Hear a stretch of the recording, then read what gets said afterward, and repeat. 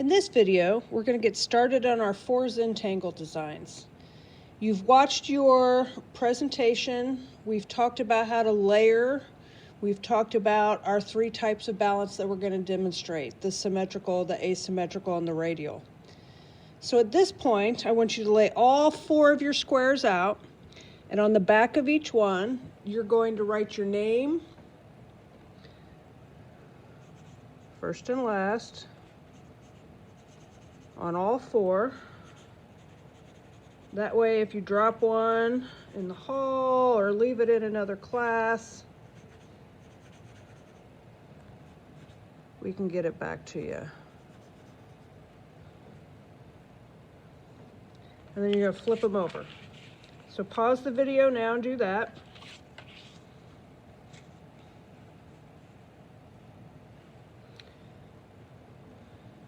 So the first step is to, and the first step you get to do in pencil is to go ahead and do the outline for each of your Zentangle designs. You should always have a white border all the way around. The outline can go right up to the edge, but don't run it off or it looks like your drawing's been cut off in the end. So you're very lightly just going to start. I'm going to make this one a symmetrical one, so it's going to be even around all the sides. It can be any shape, right? One of the rules is that it has to have 5 to 7 sections. So lightly in pencil. 1, 2, 3, 4, 5. So there's 5 sections, evenly balanced throughout. So pause your video, make your symmetrical outline, label it on the back.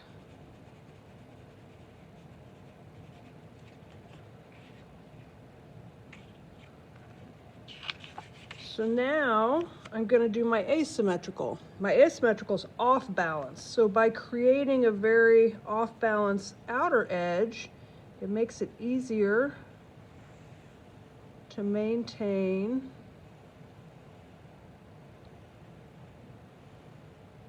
that asymmetrical feel in it as well.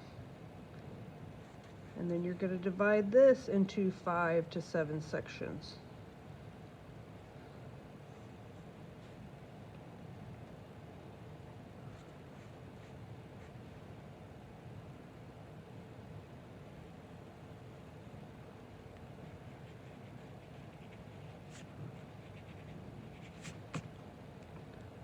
Three, 4, 5.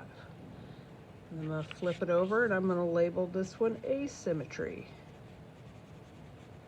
So pause the video and do your asymmetrical balance.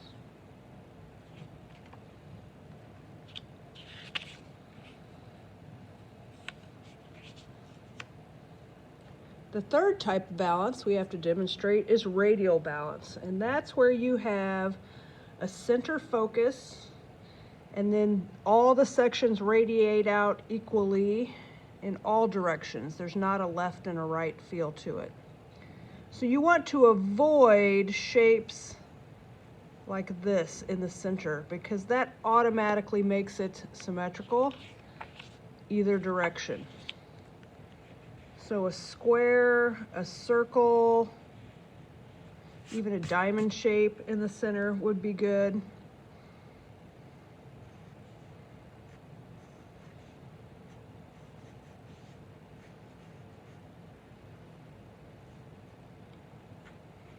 And then you want to add sections around that. The sections can touch, the sections can overlap. That is totally up to you as long as they are similar going all 4 directions.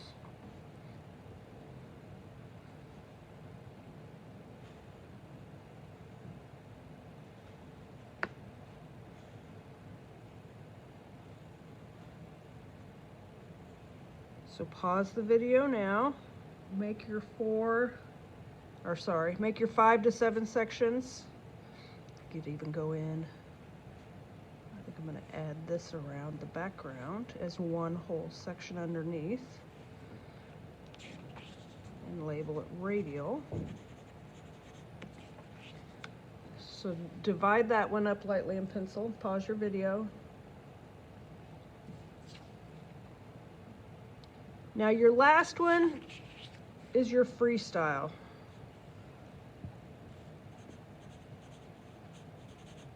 And you want to save this one for last. This is your get out of jail free card. It's going to end up being one of the other three balances. Doesn't really matter which one at that point, as long as you have three to begin with. But if you mess something up to make this asymmetrical on accident, then you're going to make that one asymmetrical, and then you could try your symmetrical one here. Okay, so this is your freestyle. I leave it totally blank until the very end. So now that we've got our outlines done in pencil, now we can start using our pen. I like tube colors, contrasting colors. It adds some visual clarity, but you can do the entire thing in black if you want, right? You have the black pen provided in your bag. I also have this teal colored pen that I really liked the color of. It's kind of is a contrast. So I'm going to start on my symmetrical one here. So I'm going to set these out of the way. And I'm going to start by outlining this section here. And you're going to get your list of the 8 characteristics of line. Because remember, you have to demonstrate all 8 characteristics of line at least once in every single square. So once I put, so for example, if I start with a base layer, my first layer is a wavy lines like this. This would be an organic line. So I can cross organic off my list. I can just put a little check mark by it. Now I want to add a second layer into it. So maybe I go in and I add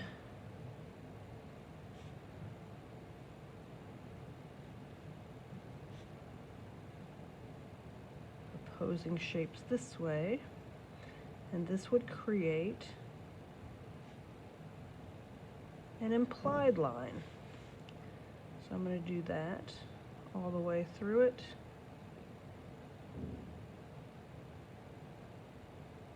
But I can fit that same pattern. So now I can check off implied. Maybe I go in and I add a second line that gets fatter and thinner. That would be an example of weight. So now I can check that one off. So right there, I have implied, weight, organic, and geometric. Then I could go in and shade and add value.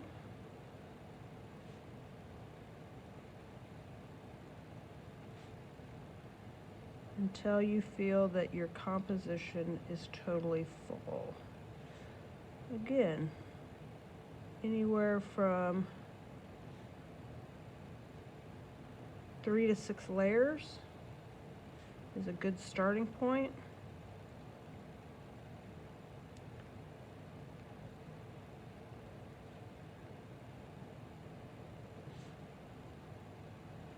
And I started with the lighter color because if I put something in here and I don't like it and I want to hide it, I can cover it up with the black pen. The black is darker, so it will cover the green pen if I want to change the color or the value of it. So I have something large and organic here. So to balance those two, I probably want something similar over here to start with. Maybe a similar pattern with wavy lines, and maybe I come into that corner this way so that I've got that similar start.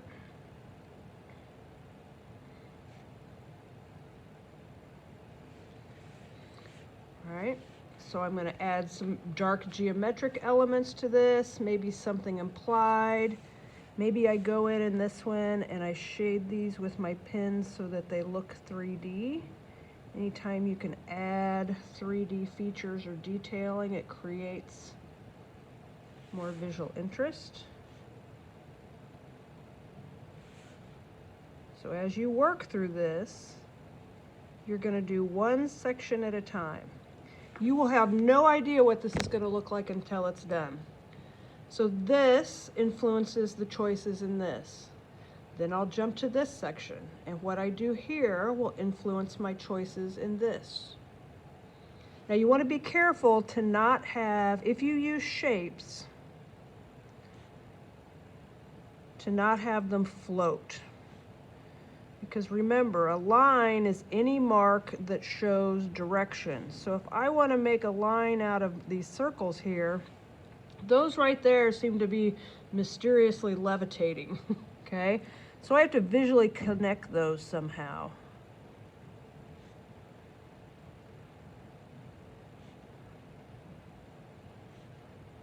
So that I can describe their direction.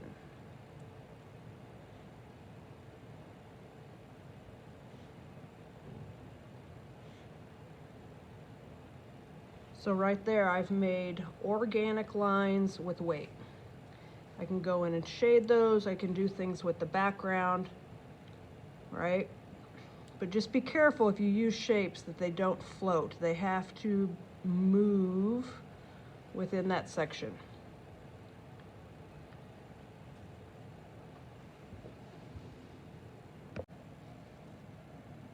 Zentangle Part 2. So we're nearing the end of the Zentangle design. And I've stepped away from it and I've come back and I'm looking at it. One of the first things you want to do is double check and make sure what characteristics of line do you have so far. So far I have multiple examples of weight. I have multiple examples, weight is in every single one of these. I have multiple examples of organic. I have geometric in both of these here that are across from each other. I have size with those implied green lines in that pattern right there. I have size right there as well. I have all the characteristics of line except clarity, and I have one section left. So I need to decide, do I want to put clarity inside the middle? Or if you've gotten to where you are completely done with your Zentangle, where can I put clarity on the outside of the Zentangle? So the first thing you want to do is on a piece of scrap paper, maybe check your pen and see if it smudges. Mine smudges, but not very dark. So some techniques that are going to make your lines have clarity. One of them is a feathering technique, where you can go in along an edge. And I'm going to do this outside this green edge here because I don't have, that's the only section right now that has a green outline. So I'm going to go in and I'm just going to feather that. All right, long, short, short, long, short, short. And what I'm doing is I'm lifting the pencil. I'm not going back and forth this way. I'm lifting the pencil as I draw the line, almost like eyelashes, right? So I'm going to add that and have it blend into the edge there. Do the same thing over here.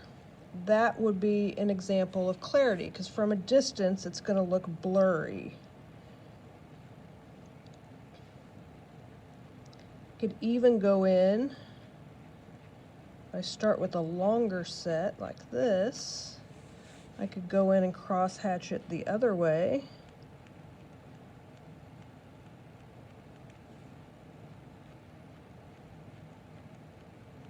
So that's one pen technique you can use to create clarity. Now if I do that here,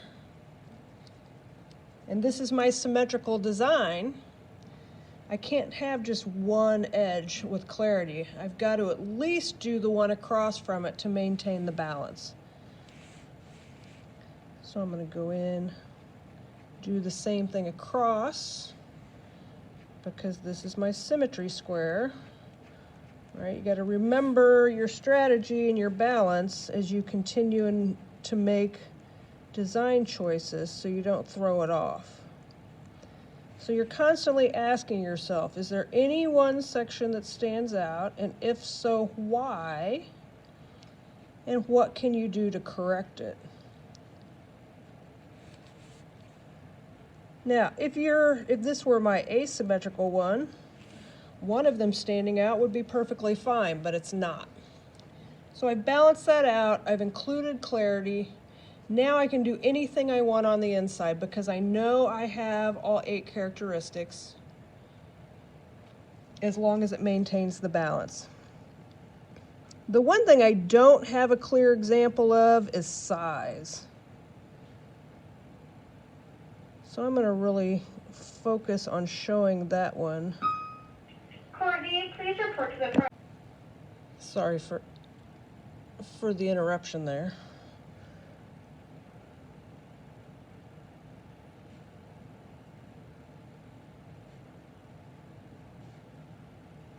So as these come out, I'm going to make them bigger and bigger.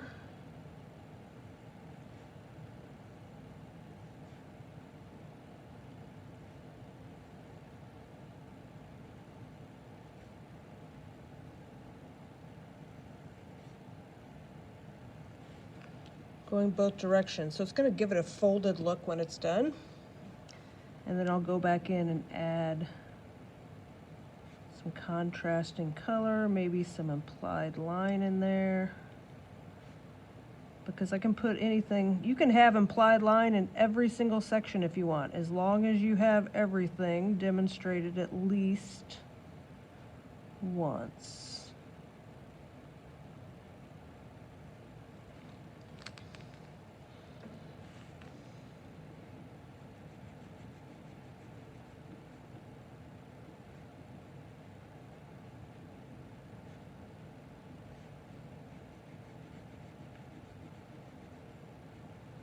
The other thing I'm going to emphasize in this center one is value. So I'm going to have lights and darks in both the green pin and the black pin. So to shade, a couple techniques you can use. You could use cross hatching, where you go in and add layers on top of each other. For every additional direction you put in it, the darker the shade of green or black will be. You can scribble the inside of it if you want.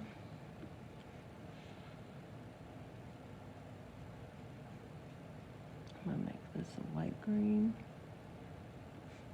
This even a lighter green. And I'm going to go do the same thing with some of the black lines.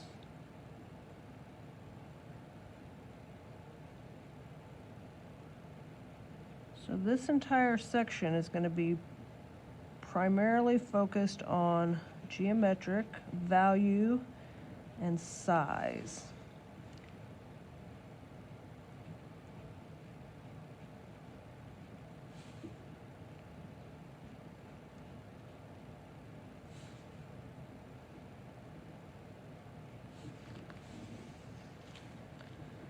So that when I'm done,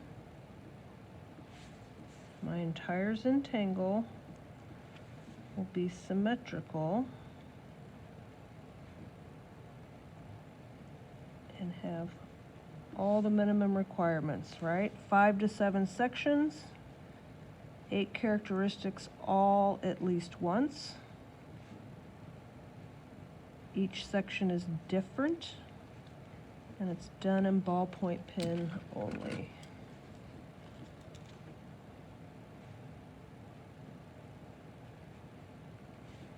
Remember, if you put something down you don't like, you can't erase it, obviously, so figure out how can I alter it to make it look the way I want it to look, either by covering it up or adding another layer to it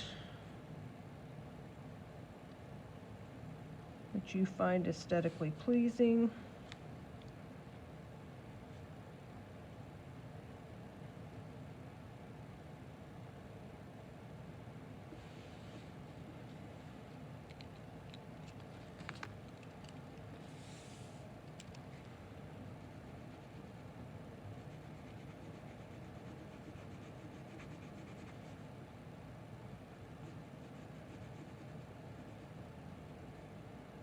Remember, get into that kind of trance-like mode where you're just letting the previous layer or the surrounding sections influence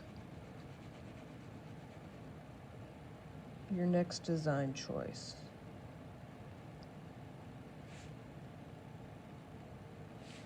There we go. So there's my first Zentangle complete.